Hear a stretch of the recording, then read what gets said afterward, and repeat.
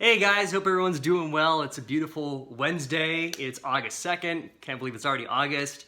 And today we're going to be talking about sales engineering versus cybersecurity sales. So I feel like this is a video that a lot of people have been requesting. They've been wanting my opinion on a few things. Happy to help. I'm going to break down as best as I can a few different elements, talk about kind of what sales engineering is, cybersecurity sales, what they are, the responsibilities, the type of person that might be best suited for them, as well as financial compensation and a few of my tips and recommendations. So I thought I would also change it up. I usually do it from my laptop, and I think I'll try the phone today. We'll hopefully see how it goes. I know the quality is different on each one. Obviously, I got my nice coffee mug, gift from my sister-in-law. Thank you, sis. Anyway, so got a few things to discuss, some fun stuff.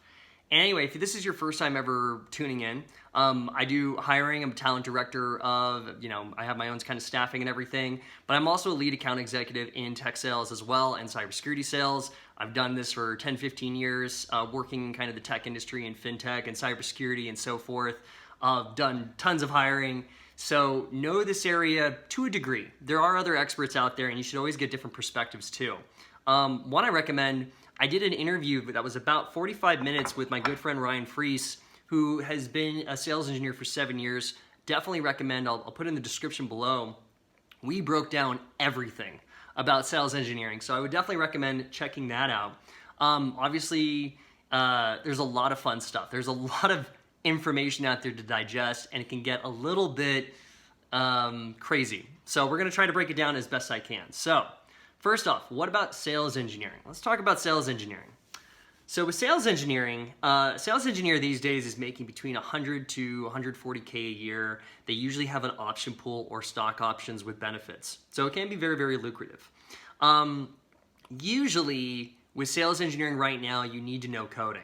Now in the market, we've seen a huge uptick. With every company, there's about 5 to 10 sales and tech sales people to one sales engineer. So you need to be aware of the ratio. So if you think about, and a lot of people who are getting excited are beginning to jump into sales engineering. So you do need a little bit of a leg up, which is why I'm a big proponent of, you need to know kind of how to do a correct interview. You need to have the right resume so you can get your foot in the door. If you need help, you can check out, I give away some free resumes. Check out the description for a link. And also if you want some premium resumes, you can check out on my website. But you want to make sure that you are providing technical expertise, okay? You need to know the sales funnel extremely well. You need to know the analytics very, very well.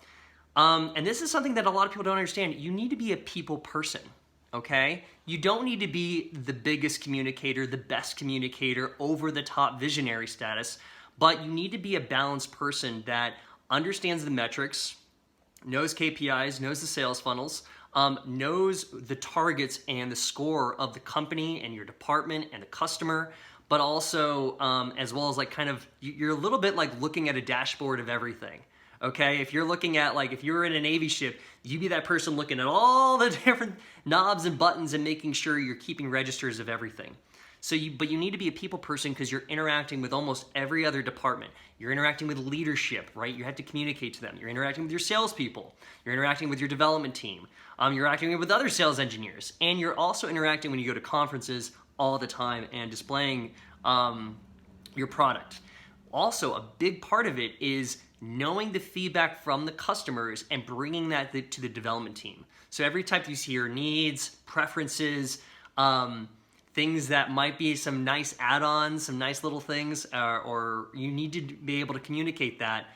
And the same way with leadership, and back forward from the development team to your customers. If your development team has a new attribute on the product or a new benefit on the product, you need to be able to translate that to the customer or the client, and then and be able to get them to realize that how this can help them.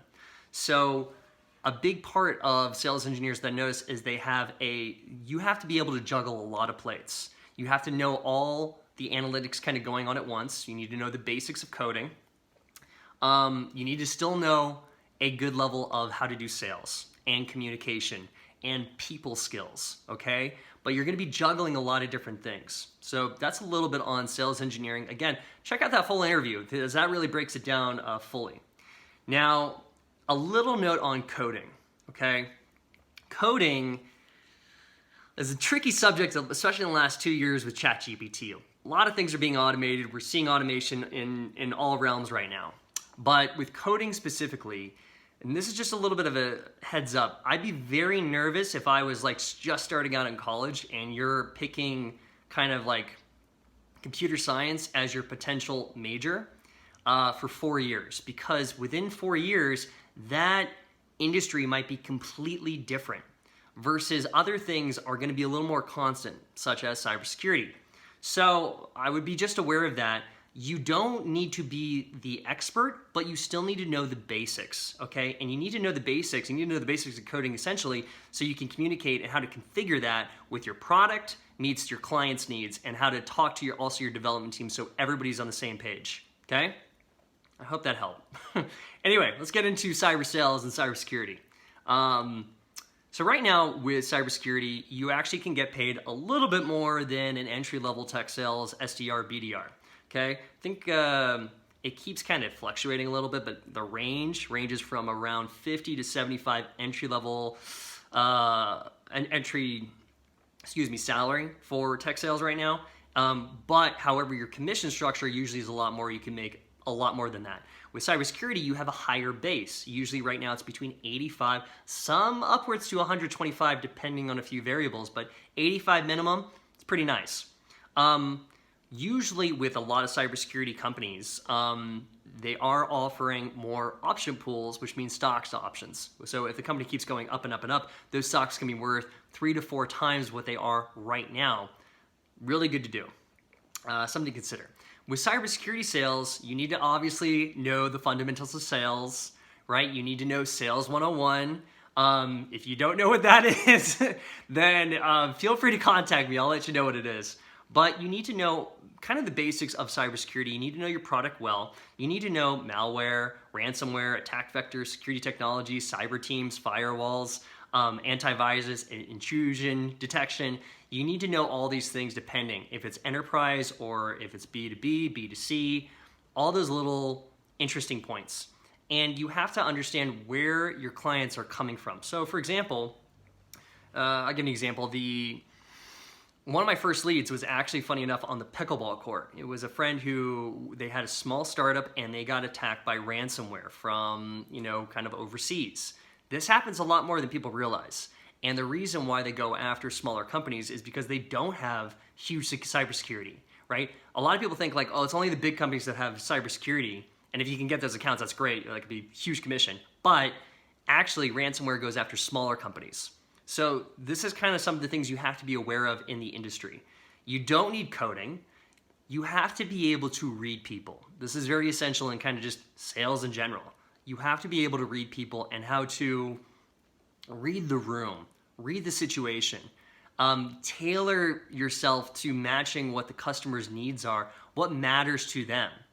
A lot of salespeople I meet, especially in cybersecurity, talk about benefits that nobody cares about. Okay, you have to be able to match what they actually care about, and ideally you have a few options for them. It's like a menu, right? If they're into, this type of thing. Oh, great, I can recommend this, this, and this. You have to be solutions oriented and you have to be very consultative selling, all right? Anyway, so if you're doing cybersecurity enterprise, you can make a lot more money, usually like 200K plus. So it's something to consider. For types of personalities, again, going back to sales engineering, I think you need to have a very ability to focus. You have to be able to get in the zone. You have to be able to juggle a lot of people. You have to know the basics of communication. You have to know the basics of sales and coding and technology. And you have to be willing to kind of work all hours in a lot of ways. Okay, so just be aware that I know a lot of sales engineers that they're working on the weekends, but they get paid very well on top of that. Let's go over to cyber sales. Cyber sales, you need to have grit, for lack of a better word. You got to be aware of rejection, okay? You have to be also just loving people. You have to be approachable. but you have to have a level of certainty. You have to have faith in your product is going to benefit the other person. That's the perfect range that you can get to. Now with both, if you're getting into this realm, I would recommend that you are very aware of your day-to-day activities, okay? Know your day-to-day breakdown, where you're putting your time and effort, and what is equaling results. So I do this every week, where I'm always breaking down, usually by the half hour or an hour, that, what am I doing? What is giving me the best results? What should I prioritize to give me the best results? You have to always be kind of asking that question. At the end of the day, you're asking what worked, what can I do better? And also a big thing is, continuous growth in all areas, and just any career, but also in this especially, continuous growth. Now, what do I mean by that? I meet a lot of salespeople that, or just tech people in general that say they have 5 to 7 years experience. Well, here's the question. Do they have 7 years of continuous experience, or do they have 1 year experience just repeated 7 times? Okay, that happens a lot. A lot of people plateau and they get to a level where they're comfortable with and they don't keep adapting to the situation. And in technology is an exponential curve, which means it keeps getting faster, or the capacity gets, like the storage capacity gets, it's like crazy. It basically, technology keeps having a compounding effect. And you have to be aware of that with your career as well. That, hey, if in the next 2 years, if I'm going to invest in this in 2 years, if it doubled in like urgency or speed of technology or automation, would I still be safe, as well as what can I adapt, or how can I maneuver this? These are things in strategy you need to consider for your own career, okay? So I hope this was really helpful. I love talking about this type of stuff. Feel free to message me if you have any questions. I should mention I'm going to put together a vocabulary sheet that I'm going to put in the shared drive where I keep the free resumes. So if you're kind of new to this industry, you might want to learn some of the vocab, so it will help you on interviews, as well as just kind of navigating all the videos out there and everything. And I also include interview tips too. If you guys want to schedule a one-on-one with me, go to the new website, resume2offer.com, and happy to do that. I do have a full plate as well, but if you guys put in YouTube 20, I give you 20% off on kind of like scheduling some calls with me or consulting sessions. I've helped people with mock interviews, help people get new jobs in tech sales and cybersecurity. So feel free to reach out for that. Hope this was helpful. Well, if you got any value out of it, you do me a favor and like it. It helps the YouTube algorithm, and it helps more people being able to see this and getting more value as well. All right. I'm getting married in 3 weeks, so I got a lot of preparations ahead of me, and then I'm going to be off to Europe for 3 more weeks after that. So might be a little downtime in September, so just a heads up there. But hope everyone's doing well, and have a great one. Cheers.